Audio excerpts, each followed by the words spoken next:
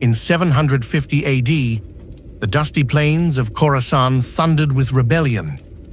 The Umayyad Caliphate, which had ruled the Islamic world from Damascus with growing corruption and arrogance, was about to fall. The revolution was not merely political, it was apocalyptic in tone, messianic in its fervor.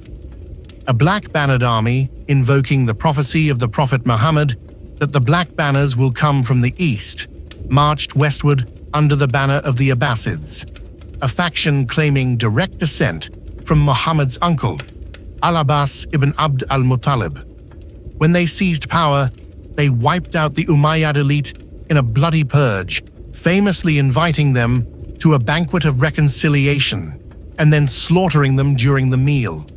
The only Umayyad prince to escape, Abd al-Rahman, fled to Spain, where he would later found a rival emirate in Cordoba. The Abbasid Revolution was both a violent upheaval and the beginning of a golden age, but one built on blood and shadow. Baghdad, jewel of the world. The new Abbasid capital would not be in Damascus, but in a newly built city along the Tigris River, Baghdad. Founded in 762 by Caliph al-Mansur, the city was circular in design, symbolizing divine perfection. At its heart stood the Golden Gate Palace, and nearby, the fabled Beit al-Hikmah, the House of Wisdom. Baghdad became a magnet for the greatest minds of the age. Greek, Persian, Indian, and Egyptian texts were translated into Arabic. Scientists, philosophers, poets, and physicians walked the streets, funded by caliphal patronage. Under rulers like Harun al-Rashid and al-Ma'mun, the Abbasid Caliphate became the most advanced civilization on Earth. Algebra was born. Optics and anatomy flourished. Astronomy, medicine, and philosophy advanced far beyond Europe's capacity at the time. And yet, even in its prime, the seeds of its destruction had already been sown. Faith, power, and fracture. Despite their scholarly reputation, the Abbasids ruled with an iron hand. The caliphs claimed to be both temporal rulers and spiritual leaders, a dual role that led to internal schisms and devastating civil wars. The Shia Muslims had initially supported the Abbasid revolution, believing it would finally bring the family of the Prophet back into power. But the Abbasids had no intention of sharing control. They persecuted Shia sects and executed rival claimants. The Fourth Fitna, a brutal civil war between Caliph al-Amin and his brother al-Ma'mun, tore the empire apart from 811 to 813. It ended with al-Amin's head on a pike and Baghdad in ruins. The growing reliance on Turkic slave soldiers, Mamluks, brought in for their loyalty and fighting skill, would later backfire, as these same soldiers came to dominate the caliphs they were meant to serve. By the 9th century, power began to drift from the caliph to regional governors, warlords, and religious clerics. The caliph remained a symbol, but the heart of the empire had begun to rot. A city divided by the 10th century, the once unified Islamic world had fractured. The Abbasids still sat on the throne in Baghdad, but their influence had withered. In North Africa, the Fatimid Caliphate rose, claiming spiritual supremacy as descendants of Fatima, daughter of the Prophet. In Spain, the Umayyad Caliphate of Cordoba had reached heights of cultural brilliance. Even in Iraq and Persia, Abbasid authority was undermined by Persian bureaucrats and Turkic generals who wielded the real power. Baghdad, once the center of the world, became a shadow of itself, caught between sectarian strife, economic decline, and political intrigue. And then, in the east, a storm was gathering. Unresolved, thought to end Section 1. As the scholars of Baghdad gazed at the stars and scribes copied ancient tomes in the House of Wisdom, none could foresee the black horizon ahead, one that would bring fire, steel, and the end of a civilization. By the early 13th century, the Abbasid Caliphate was a hollow empire, a once mighty power, now fragmented, ceremonial, and politically irrelevant beyond Baghdad's city limits. But in the east, a far greater threat was rising, one unlike anything the Islamic world had seen before. The Mongols, under Genghis Khan, had begun a campaign of brutal expansion that would span Asia. After his death in 1227, his grandsons inherited portions of the empire. One of them, Hulagu Khan, was tasked with conquering the Muslim heartlands and completing the campaign into Persia and Mesopotamia. Hulagu was methodical. He overran the assassins of Alamut, destroyed cities across Persia, and moved ever closer to the Tigris. His army was enormous. Estimates range from 100,000 to 150,000 men, made up of Mongols, Turks, Chinese engineers, and even Christian auxiliaries from Armenia and Georgia. His target was clear: Baghdad, the city that had once ruled the world.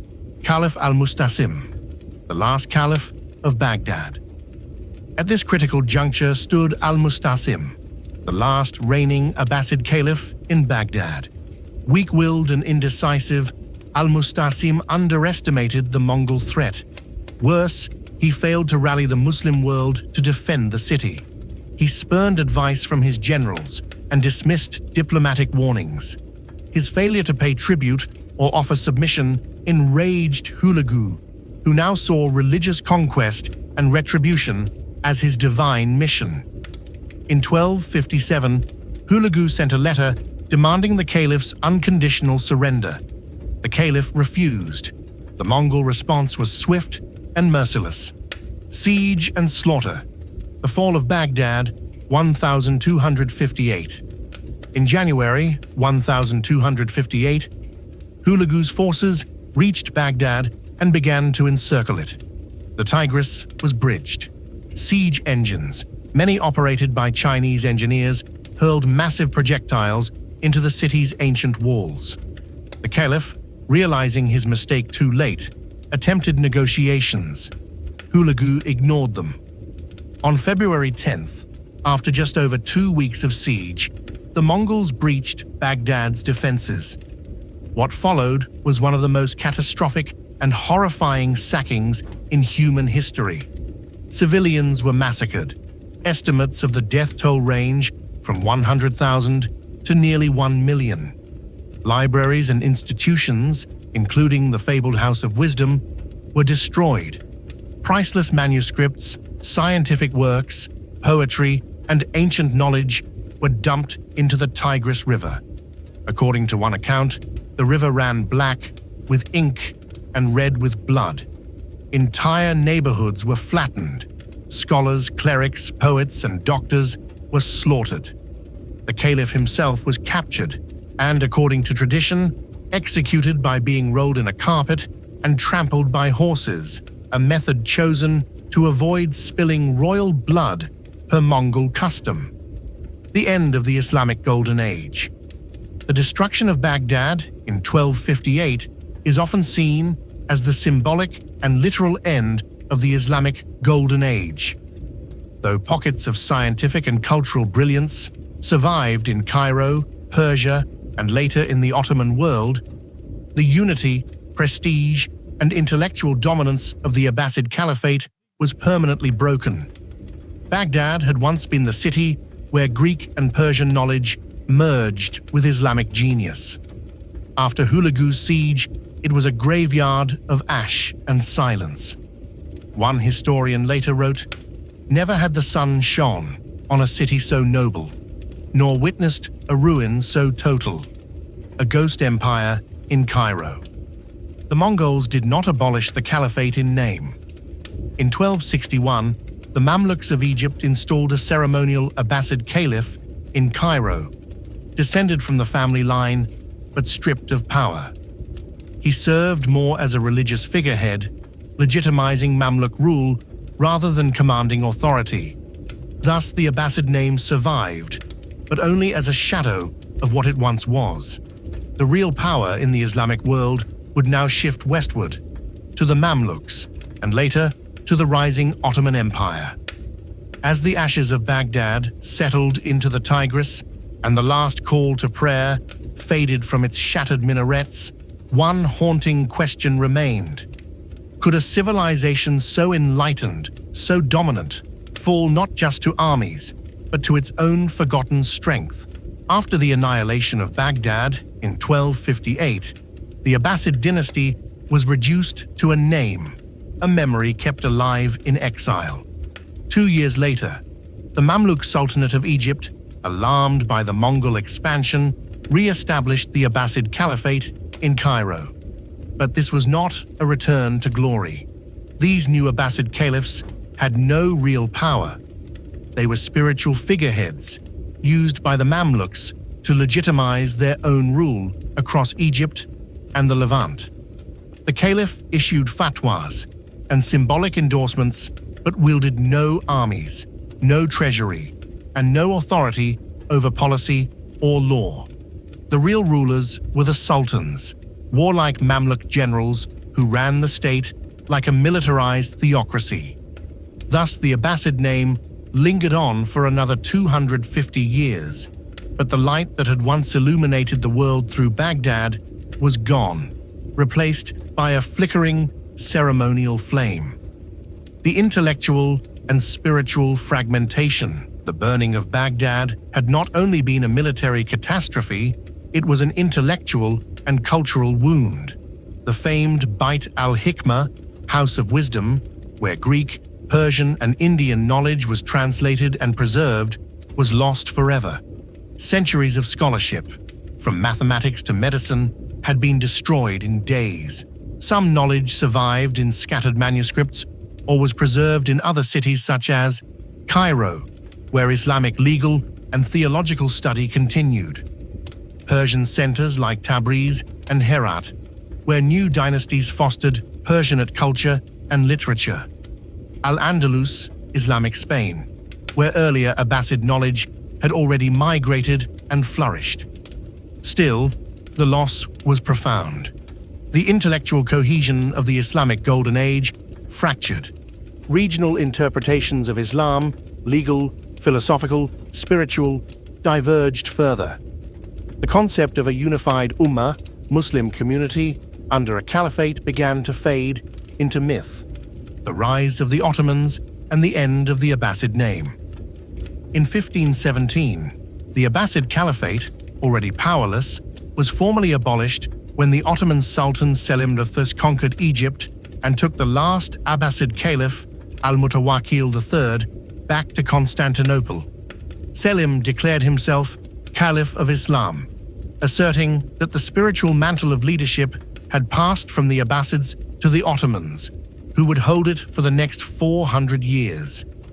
For many, this marked the true end of the Abbasid dynasty, a lineage that had once ruled over more people than Rome ever did and had overseen the most sophisticated scientific flowering of the medieval world. Legacy in the modern world. Though the Abbasid Caliphate is gone, its legacy remains embedded in both Eastern and Western civilizations. 1. Scientific contributions. The Abbasids laid the groundwork for modern algebra, optics, medicine, astronomy, chemistry, and even engineering.